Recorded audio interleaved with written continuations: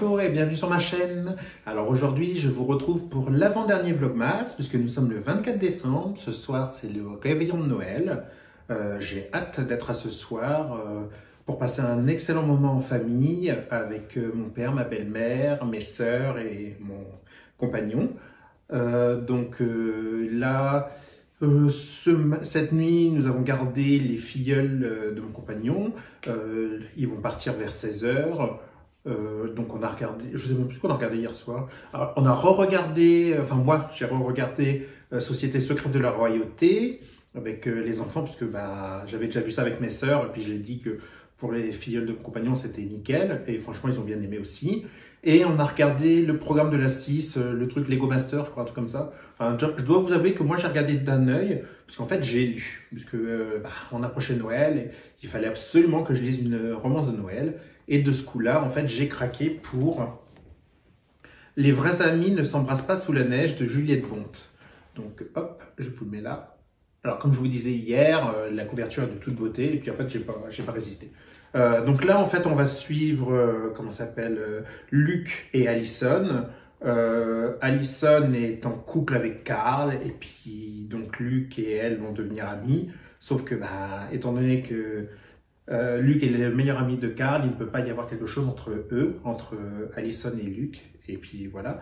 Alors en fait, ça sort des romances de Noël traditionnelles, parce qu'en fait, on aurait pu penser que c'était quelque chose d'un peu guimauve ou autre, mais c'est pas ça du tout. Franchement, en fait, là, c'est l'évolution d'une amitié qui se transforme en quelque chose de beaucoup plus fort. Et j'ai vraiment beaucoup aimé. Le ton employé est vraiment nickel. Juliette Bonte a l'art de captiver son lectorat. Franchement, comme je vous dis, en fait, j'ai commencé hier et je l'ai fini hier soir. En fait, j'ai pas pu me coucher avant de l'avoir fini, donc c'est pour vous dire. Je l'ai même lu à la lumière des LED de la télé, puisque mon compagnon était en train de dormir. Je voulais pas trop allumer la lumière pour l'embêter, donc pour pas l'embêter. Et donc les 30 dernières pages, je les ai lues à la lumière des LED. Donc bon, c'était pas trop grave. Mais je suis super content d'avoir lu cette romance de Noël, parce que franchement, c'est top. En plus, comme je vous disais, l'auteur nous embarque vers quelque chose, des fois peut-être à un moment, il y a peut-être un peu plus sombre. Donc c'est vrai que ça change un petit peu des romances de Noël classiques où là c'est guimauve, tout est bien, etc. et tout. Donc là, franchement, c'était une totale surprise. Et j'ai adoré. Donc là, je suis en train de déterminer ce que je vais lire aujourd'hui en même temps que mes préparatifs. Donc en fait, j'hésite entre Mon ex, sa copine, mon faux mec et moi, ou Cher Père Noël, je voudrais un mec. Donc mon cœur balance. Je dois vous avouer que là, en fait, le pitch des deux est vraiment top. Donc je sais pas en fait. Je pense que je vais essayer de lire celui-là. Cher Père Noël, je voudrais un mec. Donc ouais, je pense que je vais lire celui-là. Donc je vais lire un petit peu et tout. Et après, je vais me mettre à préparer les desserts du réveillon, parce que c'est moi qui suis en charge de faire les desserts. Je vais préparer une Charlotte aux amandes, ou Charlotte Malakoff, c'est le nom, et une tarte aux noix de pécan. Donc c'est ma deuxième tarte aux noix de pécan que je vais faire. La première, je l'ai trouvée super bonne, même s'il était un petit peu roussi sous les bords, parce que mon four a tendance à un peu cramer les choses, mais bon, heureusement, le mois prochain, on change de four, donc ça va être top pour faire des desserts. J'aurai plus besoin de surveiller comme l'huile sur le feu, parce que, comme je vous dis, le four a tendance à être un peu plus chaud que ce qu'il devrait être, donc c'est pas top, voilà. Mais bon, après, en même temps, je ne sais pas s'il a pas 30 ou 40 ans, donc voilà. Mais bon. Donc je vais lire un petit peu, après je vais faire mes desserts, on va manger, je vais sûrement relire un petit peu, et après il me viendra l'heure de faire la sauce pour la volaille, puisque c'est moi aussi qui suis en charge de la sauce. Donc en fait c'est une sauce à base de raisin de Corinthe. Donc en fait, bon, après c'est des raisins secs, mais les raisins de Corinthe ont un goût un peu particulier. Et c'est une sauce à base de vin blanc et de crème fraîche. Voilà. Et en fait, on mixe les raisins de Corinthe, puisque c'est des raisins secs, après les avoir fait tremper pendant au moins une demi-journée dans du vin blanc. Après, on les mixe dans la préparation et tout, et ça fait une sauce sucrée qui accompagne vraiment très très bien la volaille, puisque ce soir on mange du chapon. Et ma famille adore cette sauce avec la volaille. Donc c'est pour ça, comme il n'y a que moi qui sais la faire, j'en fais pour ce soir. Et puis je la ramènerai, je pense, dans une thermos ou quelque chose comme ça chez mon père. Voilà. Bon, sur ce, je vais lire un petit peu. Je vous retrouve en vidéo pour vous montrer mes préparatifs de dessert. Et puis je vous retrouverai après, en fait. Voilà.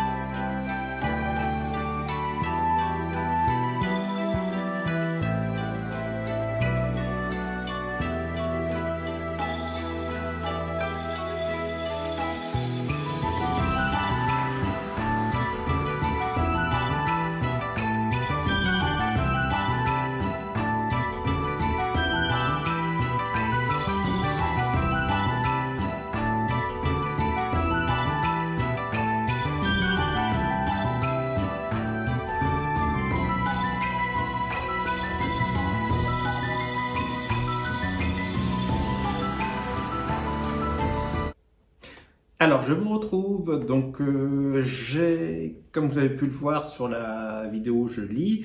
Je me suis décidé pour donc, cher Père Noël, je voudrais un mec de Caro Emeline plutôt. Voilà, j'ai du mal. J'aime beaucoup le ton de départ. Alors, j'ai lu un tout petit peu, j'ai pas énormément lu, c'était juste pour histoire de lire un peu, parce que j'en suis à la page, au chapitre 5. Donc, j'ai lu une cinquantaine de pages. Franchement, j'aime beaucoup le ton. J'ai hâte de voir comment ça va se tourner, enfin, l'histoire va tourner et tout. Donc, je suis pas mécontent d'avoir choisi ce roman. Donc, voilà. Mes desserts sont faits. Je me suis douché. Il ne me restera plus qu'à m'habiller pour ce soir. Là, les petits sont repartis. Mon compagnon est parti les déposer chez leur mère, au boulot de leur mère, pour qu'ils puissent aller passer le réveillon. Sinon, j'ai rien de spécial à vous raconter. Là, je vais me faire un petit thé, histoire de pas grignoter, puisque je pense que ce soir, ça va être un peu chargé. Puisque là, au niveau du menu, alors je vais vous en parler un petit peu. Donc, je crois qu'il y a des moules farcis, il y a des escargots, il y a des huîtres. Alors, les huîtres, sachant qu'on est que, comment dire, enfin, ils sont que deux à en manger, donc c'est-à-dire mon compagnon et mon père. Je vous ai déjà dit le saumon, foie gras. Et après, en volaille du chapon, avec de la farce, du gratin de chou-fleur, du riz, parce que chez nous, famille d'asiatique, c'est obligatoire qu'il y ait du riz, surtout à Noël. Et fromage, et puis les desserts que j'ai faits, donc la charlotte aux amandes, la tarte aux noix de pécan, que d'ailleurs je dois transférer dans un plat, parce que là, elle doit avoir refroidi, donc je dois pouvoir l'enlever du moule, et une bûche glacée chocolat, je crois. Voilà. Donc voilà. Moi je vais essayer. Alors j'en suis pas sûr parce qu'il faudra que j'y pense et tout, parce que pris dans l'effervescence du réveillon, je suis pas sûr de filmer beaucoup, ou même de filmer tout simplement. Alors je vais essayer de filmer un petit peu, et puis dans ce cas-là, je vous en parlerai pour le dernier Vlogmas. Je vous mettrai des petites images pour le dernier Vlogmas. Voilà. Alors, n'hésitez pas à me dire si vous êtes prêts déjà pour le réveillon, ce que vous avez prévu, si vous le fêtez d'ailleurs, parce que tout le monde ne le fête pas. Et puis, moi, je vous souhaite de joyeuses fêtes et un bon réveillon, et je vous dis à demain.